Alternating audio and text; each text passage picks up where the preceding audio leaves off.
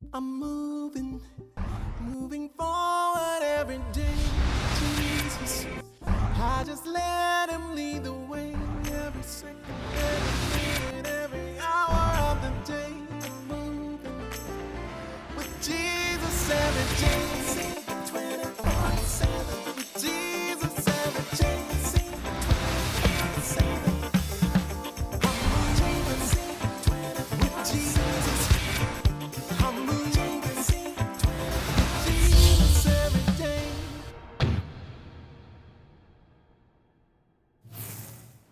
December 1 is known as World AIDS Day. And the question that we all must ask is, how far have we come? How far have we gone in terms of our treatment of HIV or persons living with HIV? Is it good news? Is it bad news? Well, in studio today is Dr. Sebro, whose profession is in the area of public health, and we are welcoming her to the studio of JC 24/7 for the very first time. Thank you, Dr. Sebro. Thank you so much for having me. So the question I must begin to ask you, because we're looking at the whole question of whether HIV is a death sentence or a life sentence. Is it good news or is it bad news? How far have we come? In Trinidad and Tobago, we made some very critical decisions with respect to HIV a long time ago, for which we are seeing the benefits of at this point in time. So we made decisions to provide free treatment to people who are HIV positive. Okay. And we recently made a decision to ensure that anybody who's HIV positive, who needs medication, Right. kind of has access to medication. So we're trying to treat everybody with HIV. So we have a fair amount of people living with HIV in Trinidad and Tobago. Okay. And living is where I prefer to go, living with. Definitely. We have seen we have seen a decrease in the amount of new cases. We have mother-to-child transmission, where we have less than 2% of babies who are exposed to HIV being born with HIV, and that's a success story. Okay. And so there's a lot of work that has been done in HIV, still work to be done. Right. But we have come a long way. I'm glad you mentioned living with HIV because, back in the day, whenever you hear of someone being infected with the virus, it was known as a death sentence.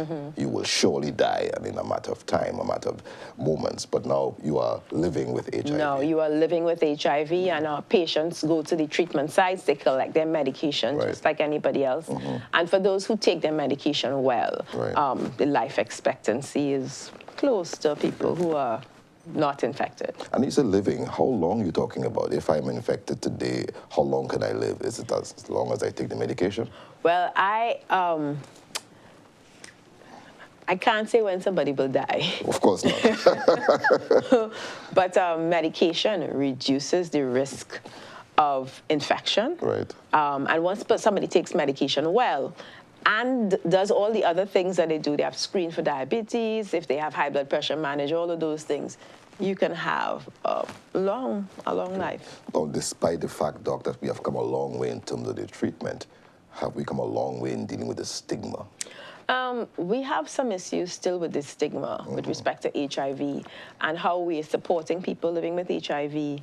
And stigma is one of those things where, what is stigma? And how do we measure stigma? We really have limited ways to measure stigma. We say, okay, anecdotally, we could talk about how people respond to people living with HIV. Right. But there's still some challenges in terms of how we respond at the community level. So we have different places. You have stigma that can be, experienced in a healthcare setting, in a community level, in a workplace. Right. And then there's self-stigma. Right. And so there are different things that have happened over the past couple of years where, for example, some families if somebody's infected, the family would choose to keep the person at home and support the person on medication. You have that.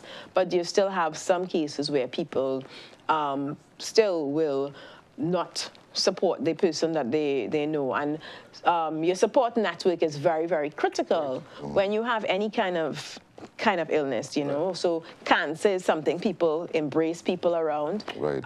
But when somebody's diagnosed with a sexually transmitted infection, it's a little bit different. Okay. Because so that includes HPV and gonorrhea. Well, gonorrhea, syphilis, Right. So people have the stigma attached. People still kind of like, but you get, where you get that from, or how you people don't really share some of those your things. experience, what causes this stigma? I mean, it has been a matter of concern for me. Why do people have stigma attached, or why do people stigmatize this particular disease? When you have cancer, which is taking a lot of persons as well, you have diabetes, you have high blood pressure. Why is HIV so stigmatized? So I think HIV really hits us in a very strange place. It's anything, we don't really talk about sexual intercourse, right. sexual health, sexual relationships very much. Right. So anything that kind of comes in that whole, right. anything to do with sex, I'm like, you kind of shy away from that. In addition to that now, you also have a lack of information where people are afraid of becoming infected or afraid to be associated with HIV because they don't have the information. And so you have some of that. Right. So I think lack of information is one of the things that is affecting people. Ignorance, fear. Fear causes us to do some crazy things. Right. If we for a minute thought that you could get cancer by touching somebody, that'd be it. Right. You understand? Okay. I mean, you can't get HIV from touching anybody. But people had that fear. They're like, how is this HIV transmitted? How am I going to, I'm not sure how I'm going to get this. So where there's that lack of information. But do you really think people don't know how? There's some people of late, though, and we've been out, the National AIDS Coordinating Committee has been involved in some outreach activity recently, and people were not aware of what HIV stood for. Right. People also weren't, some people also weren't familiar with AIDS, what AIDS was. And maybe it's because we haven't been talking about some of those things as much as we have before in the public space. But there are some people who they didn't know. And then we also have a whole new generation of people who are growing. I mean, we can't take for granted that we educated once, because people don't live forever, and we change, we grow, we have new young people coming up, and so we have to continuously be educating people. So there's that as well. So if you're saying that it has to do with the whole question of where it hurts or where it hits, would you advise that we need to have more sexual education? And maybe the curriculum also has to be tweaked in such a way that folk could hear about sex in a positive light. Well, I think in terms of, we have to have more sex education and more discussion. And it's not just the curriculum in like schools. Right. We need to be able to start the conversation at home. Right. With our partners. Right. How do we talk to our partners about how our relationship, our challenges with our sexual relationship, or any kind of thing? Have we been tested? What's this like for you? Right. That conversation with your partner, I think, is where it begins in the first instance, and it has to be a safe space to discuss it. Right. Because again, with sexuality, you're very vulnerable because, you want to be accepted. So you're very, very vulnerable, and you're scared that you may not be. And rejection is something that a lot of people are afraid of. Right. But it has to begin there. And when it begins there now, the other part in the home is how you speak to your children about sexuality and how you introduce that aspect of life to them. Right. Because, we are beings that have... Right. Yes, you teach me stuff in school and I can get a job, but all the other things we need to learn to manage life, we need to learn as well. And some of those things we begin to learn at home. And then the reinforcement in school, how we discuss it in our faith communities, where do we dialogue, how do we dialogue about respectful relationships, sex, HIV, STI, how do we support people who we know are HIV positive? It's interesting because when God made Adam and Eve, he made them naked. So God is not opposed to exposing your nakedness. And I suppose society, because of sin, has felt that we need to cover up our nakedness. We can't talk about issues that make us feel insecure. And as such, that's where sex comes in, the lack of sexual discussion or discussions along the sexual line. And anything relating to sex becomes an issue. And I suppose that's where the HIV has become such a stigma, because it's related to sexual issue. And not only that, but it's related to sex in a negative light. How do we go about educating the populace that sex is not is not the negative side? It's how we treat sex. Well, that really has to, it starts in our own minds in the first. That's right. Because how do I think about sex? When I think about sex, I'm like, Right. you know, how do I manage my sexual health? And then how do I manage that with my partner? How do I manage that within our families? What do we... Yeah, because the children... Children, they're going to look at you. Talk about, you know, and we pass on our fears to younger people, because if a child tells you, asks you a question about sex, and you kind of clam up on it, right. then they're not going to get that information from you. But they're going to get the information, so they're going to get it from somebody else. Right. You know, Family Planning did a really nice video on that, looking at parental discussion with children, and what happens when you don't say, because it will get said. So you have that piece, and then also to how the faith institutions also deal with sexuality, because when we talk about sexuality is not a snapshot in time, it's a continuum. Right.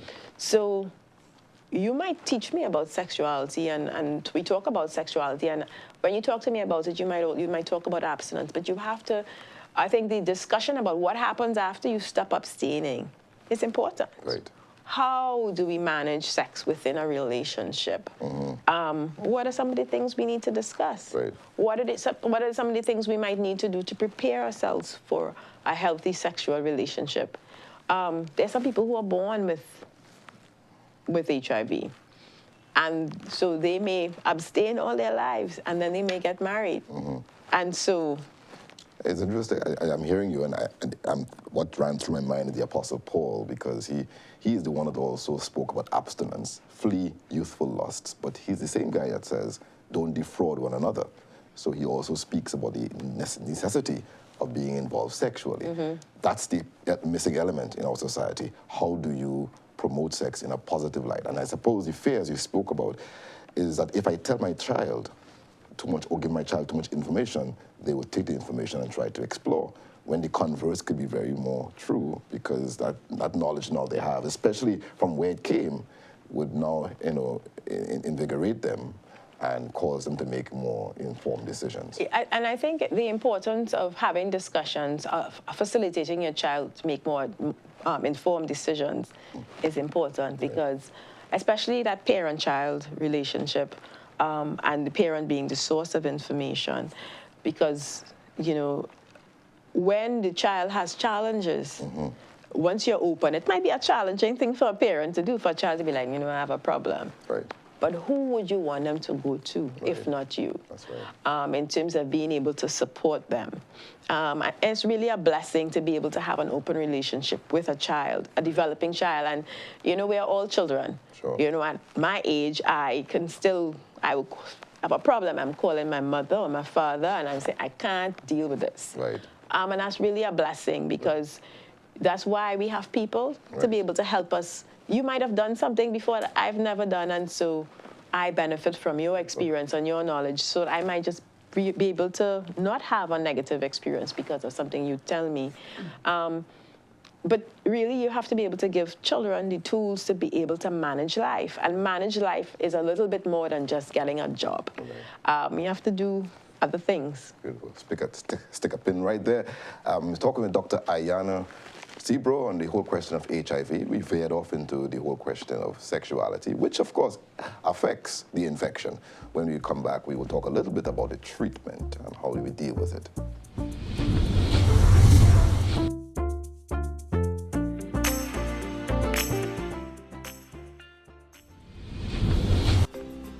Boys and girls, school's out and it's time to have some fun. The Children's Department of the South Caribbean Conference is hosting its annual Children's Fun Day on Sunday, December 15th from 9:30 a.m. to 3 p.m.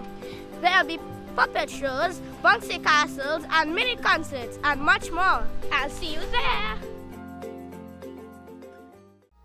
There's a voice that cries out in the silence, searching for a heart that will love him, and longing for a child that will give him their all, give it all. He wants it all. And there's a God that walks over the earth. He's searching for a heart that is desperate, and longing for a child that will give him their all, give it all. He wants it all. And he says, love me with your whole heart. He wants it all today. Serve me with your life now. He wants it all today. Bow down, let go of your idols. He wants it all today. He wants it all today. He wants it all today. He wants it all. And there's a God that walks over the earth. He's searching for a heart that is desperate, and longing for a child that will give him their all, give it all. He wants it all. And he says, love me with your whole heart. He wants it all today. Serve me with your life now. He wants it all today. Bow down, let go of your idols. He wants it all today. He wants it all today. He wants it all today. He wants it all.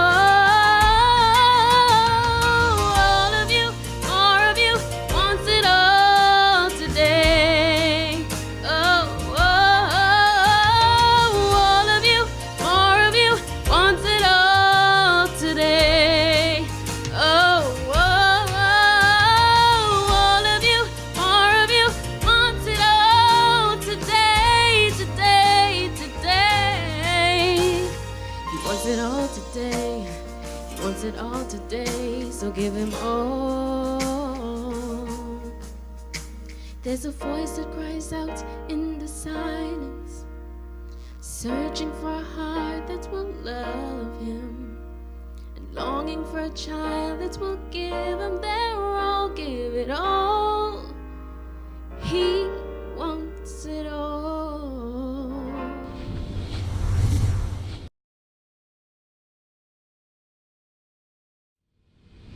I'm here with Dr. Sebro as we discuss the whole question of HIV. Is it a death sentence or a life sentence? Well, she has debunked the whole idea that it's a death sentence because we have come a long way. Doc, before we get into the whole question of misconduct, I want us to briefly discuss how is HIV transmitted? So HIV is transmitted from mother to child. It can be transmitted from mother to child. It's also sexually transmitted, and also through blood transfusion. And so for us, most of the transmission we would see is heterosexual transmission, actually, in Trinidad and Tobago. Our mother to child transmission program has been very successful. For mothers who are pregnant, who are HIV infected, we intervene and provide medication, and for those who take medication well, the babies have been born negative. Also, there's screening of blood at the blood bank to prevent transmission for HIV. And where we see a lot of people coming forward now is heterosexual transmission. Doc, if you are saying that it's part of the transmission, or can be, or transmission can include blood transfusion, is it? Then not everybody who has been infected was sexually active, necessarily, to contract the disease. Notwithstanding that, is it always misconduct? Is it always sexual misconduct that causes me to be infected? I would say no. I mean, when you think about people and their sexual, people are living their lives and they're regular sexual beings, and sometimes people become infected. There are people who would have more than one partner, yes, but there are also people, for example, who have been married, who have become infected. There are people who've been sexually assaulted. We also have people who would also, I talked about sexual assault, people who have mental illnesses, substance users, also at risk of transmission, also at high risk because, your behavior patterns will be a little bit different. So I don't think we should really say misconduct. Very well. There are a range of issues or presentations that facilitate HIV and AIDS transmission, but HIV, it's sexually transmitted, man to woman, man to man, that kind of thing. All of those things will facilitate HIV transmission. Seeing that I can live, quote unquote, comfortably with HIV, why should it be such a stress for me to tell my potential partner or, my potential spouse that I have the disease?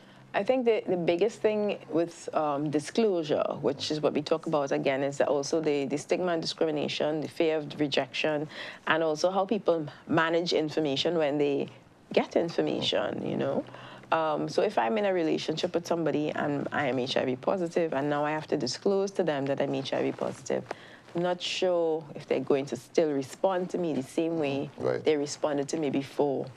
And it's not even just with your HIV status.